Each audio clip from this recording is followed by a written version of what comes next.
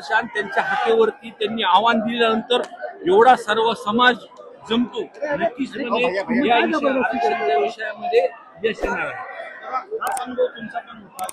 एवढा जोर इकडे नका दाखवू. केले हे अजून किंवा त्याच्या मागे कोण होतं हे अजून पोलिसांनी सांगितलेलं नाही. त्यामुळं निश्चितपणानं आंदोलन त्याच्यामध्ये नव्हते हे स्पष्ट आहे आणि हा समाजाच्या आरक्षणाचा प्रश्न आहे.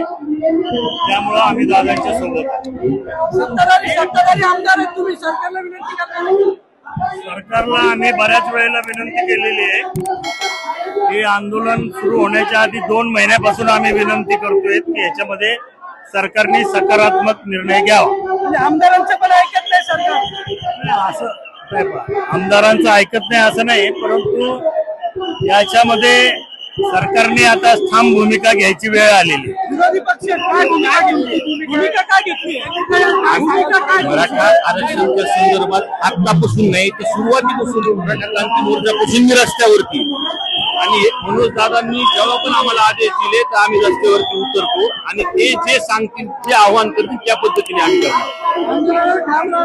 मुख्यमंत्र्यांना विनंती करणार. हो नक्की. एक विरोधी वातावरण जरी आम्ही आमदार असलो तर आम्ही त्यांनाही पत्र देऊ. सर्व आमदार मिळून तिथे आम्ही जाणार आहोत.